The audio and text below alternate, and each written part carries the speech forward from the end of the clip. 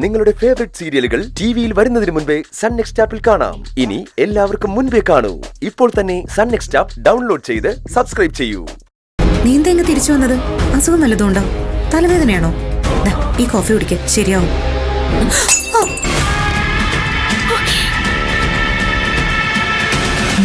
എന്തിനാണ് നീ ഇങ്ങനെ മര്യാദകേട് കാണിക്കുന്നേ? നിനക്ക് എന്താ പറ്റിയത്? എന്നോടെല്ലാരും കാണിക്കുന്ന പിന്നെ ഭയങ്കര മര്യാദയാണല്ലോ. ഞാൻ ചെയ്യുമ്പോൾ മാത്രമേ കുഴപ്പമുള്ളൂ. എന്തോ പ്രശ്നമുണ്ടല്ലോ. നീ എന്തിനാ ഇങ്ങനെ ദേഷ്യപ്പെടുന്നത്? എന്തിനാ കോഫി തട്ടിക്കളഞ്ഞേ? ഇതൊക്കെ നല്ല സ്വഭാവമാണോ? എനിക്കും പൊതുജന മധ്യത്തിൽ വെച്ച് ഇങ്ങനെയുള്ള മര്യാദകേടാണല്ലോ തരുന്നത്. അപ്പൊ തിരിച്ചു ഇതൊക്കെ തന്നെ അങ്ങ് പ്രതീക്ഷിച്ചാ മതി. ഞാൻ എന്തെങ്കിലും ചെയ്തു പോയാൽ മാത്രം മര്യാദകേടെന്നും പറഞ്ഞുകൊണ്ട് ചുറ്റും കൂടെ ഇന്ന് എല്ലാവരും കൂടെ അങ്ങ് ചോദ്യം ചെയ്യും. ഞാനെന്താ നിങ്ങളുടെ കളിപ്പുള്ളയാ? നിങ്ങൾ കാണിക്കുന്നതൊക്കെ കണ്ടങ്ങ് ക്ഷമിച്ചങ്ങ് നിൽക്കേ. ഒരു ദിവസം ഭയങ്കര സ്നേഹം കാണിക്കും, ഇരുട്ടത്ത് വന്നങ്ങ് കെട്ടിപ്പിടിക്കും. നേരം പുലർന്ന് പകൽ വെളിച്ചത്തില് 10 പേരെ അങ്ങ് ഒരുമിച്ച് കണ്ടു കഴിഞ്ഞാൽ അവരുടെ മുന്നിൽ വെച്ച് അങ്ങ് അപമാനിക്കുകയും ചെയ്യും. ഞാൻ വായും പൊത്തിയെല്ലാം കേട്ടോണ്ടിരിക്കണോ അല്ലേ? മാറ്റർ എന്താണെന്ന് അറിയില്ലെങ്കിലും പ്രണവർക്ക് നൈറ്റ് നന്നായിട്ടുണ്ട്. എടാ, ഓഫീസിൽ എന്തെങ്കിലും പ്രശ്നം ഉണ്ടെങ്കിൽ നീ ഇവിടെ വന്നല്ല അത് കാണിക്കേണ്ടത്. നീ എന്താ കാര്യം എന്ന് വെച്ചാ പറ.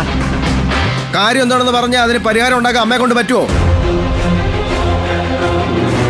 ചില ആളുകൾക്ക് എല്ലാം സ്വന്തം തലയിൽ കൂടെയാണ് പോകുന്നതെന്ന് മറ്റുള്ളവരങ്ങ് ബോധ്യപ്പെടുത്തണം. അധികാരഭ്രാന്ത് തലയെ പിടിച്ചൊരു സ്വഭാവം ഉണ്ടല്ലോ. മറ്റുള്ളവരുടെ മുന്നിൽ വെച്ച് അപമാനിച്ച് സ്വയം വലുതാണെന്ന് ബോധ്യപ്പെടുത്തുന്ന ചീപ്നെസ്, ഈഗോ ഭ്രാന്ത്, അതാണ്. നീ പറയുന്നതിന്റെ തലയും വാലും പിടികിട്ടുന്നില്ല. എന്താന്ന് വെച്ചാ തെളിച്ചു പറ. നിങ്ങൾക്കൊന്നും മനസ്സിലാവത്തില്ല.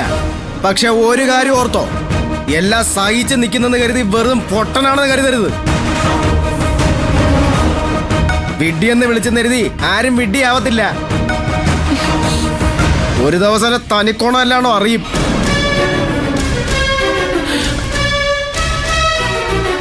എന്തോന്നു നീതി ഇതൊക്കെ?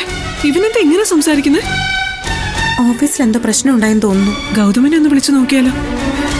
വേണ്ട, അവിടെ എന്തെങ്കിലും പ്രശ്നമാണെങ്കിൽ ഗൗതം ഏത് മൂഡിലായിരിക്കും എന്ന് പറയാൻ പറ്റില്ല. ഇതിന്റെ ബാക്കി പിന്നെ ഗൗതമിന്റെ വായിന്നും കേൾക്കേണ്ടി വരും. രാവിലെ സ്വർഗമായിരുന്ന ഒരു വീട് കുറച്ചു കഴിഞ്ഞപ്പോഴേക്കും നരകമായല്ലോ എന്റെ ഭഗവതി.